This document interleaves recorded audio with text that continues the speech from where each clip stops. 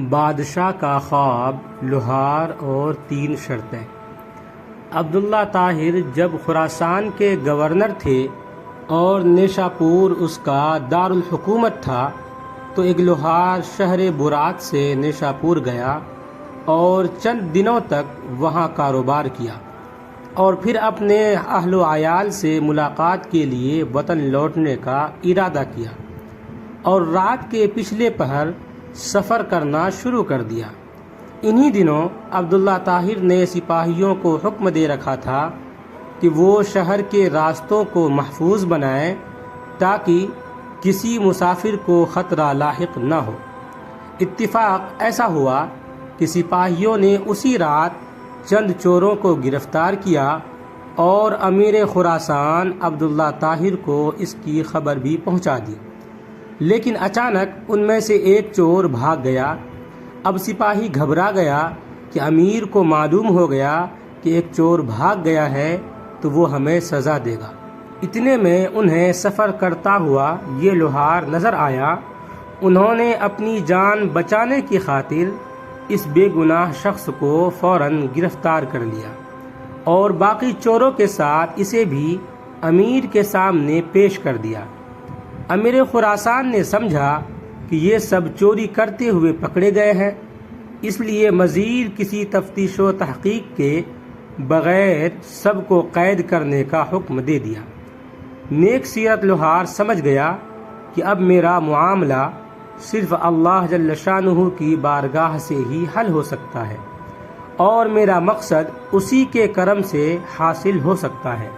لہٰذا اس نے وضو کیا اور قید خانے کے ایک گوشے میں نماز پڑھنا شروع کر دی۔ ہر 2 رکعت کے بعد سر سجدے میں رکھ کر اللہ تعالیٰ کی بارگاہ میں رقت انگیز دعائیں اور دلسوز مناجات شروع کر دیتا اور کہتا، اے میرے مالک، تو اچھی طرح جانتا ہے کہ میں بے قصور ہوں۔ جب رات ہوئی تو عبداللہ طاہر نے خواب دیکھا کہ 4 بہادر اور طاقتور لوگ آئے اور سختی سے اس کے تخت کے چاروں پایوں کو پکڑ کر اٹھایا اور الٹنے لگے۔ اتنے میں اس کی نیند ٹوٹ گئی۔ اس نے فوراً لا حول ولا قوت الا باللہ پڑھا، پھر وضو کیا اور اس احکم الحاکمین کی بارگاہ میں 2 رکعت نماز ادا کی جس کی طرف ہر شاہ و گدا اپنی اپنی پریشانیوں کے وقت رجوع کرتے ہیں۔ اس کے بعد دوبارہ سویا تو پھر وہی خواب دیکھا۔ اس طرح 4 مرتبہ ہوا۔ ہر بار وہ یہی خواب دیکھتا تھا کہ چاروں نوجوان اس کے تخت کے پایوں کو پکڑ کر اٹھاتے ہیں اور الٹنا چاہتے ہیں۔ امیر خراسان عبداللہ طاہر اس واقعے سے گھبرا گئے اور انہیں یقین ہو گیا کہ ضرور اس میں کسی مظلوم کی آہ کا اثر ہے۔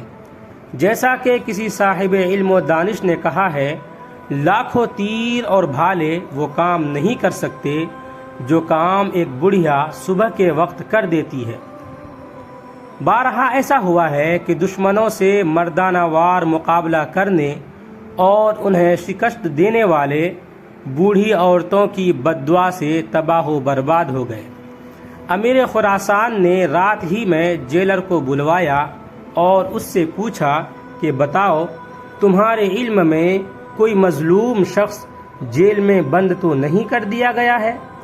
جیلر نے عرض کیا، عالی جاہ، میں یہ تو نہیں جانتا کہ مظلوم کون ہے، لیکن اتنی بات ضرور ہے کہ میں ایک شخص کو دیکھ رہا ہوں جو جیل میں نماز پڑھتا ہے اور رقت انگیز و دلسوز دعائیں کرتا ہے۔ امیر نے حکم دیا اسے فوراً حاضر کیا جائے۔ جب وہ شخص امیر کے سامنے حاضر ہوا تو امیر نے اس کے معاملے کی تحقیق کی۔ معلوم ہوا کہ وہ بے قصور ہے۔ امیر نے اس شخص سے معذرت کی اور کہا، آپ میرے ساتھ 3 کام کیجئے۔ نمبر 1، آپ مجھے معاف کر دیں۔ نمبر 2، میری طرف سے 1000 درہم قبول فرمائے۔ نمبر 3، جب بھی آپ کو کوئی پریشانی درپیش ہو تو میرے پاس تشریف لائیں تاکہ میں آپ کی مدد کر سکوں۔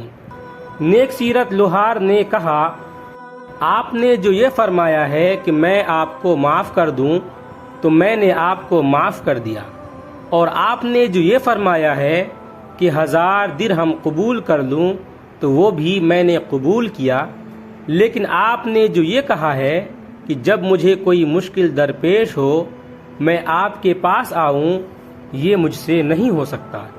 امیر نے پوچھا یہ کیوں نہیں ہو سکتا؟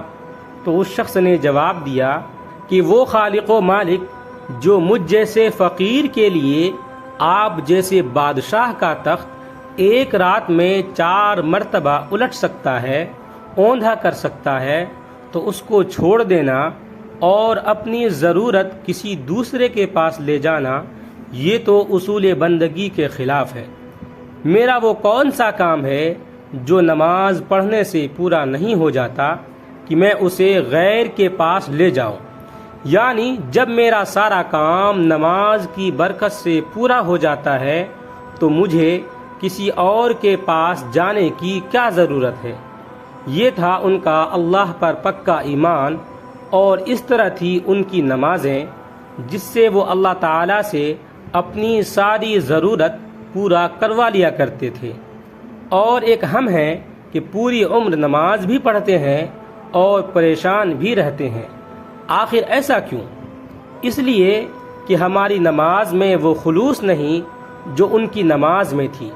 ہم نماز پڑھتے ہیں تو ہمارا دھیان نماز میں بھی دنیاوی کاموں میں ہوتا ہے، ادھر ادھر کی باتیں سوچنے لگتے ہیں۔ جب ہماری نماز ہی صحیح نہیں تو ہماری دعا کیسے قبول ہوگی؟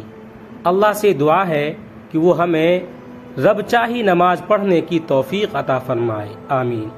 ویڈیو اچھا لگے تو لائک کریں، کمنٹ کریں، شیئر کریں، اور اس طرح کے مزید ویڈیوز کے لیے چینل کو سبسکرائب ضرور کریں۔ آپ تمام ساتھیوں کا بہت بہت شکریہ ہوگا۔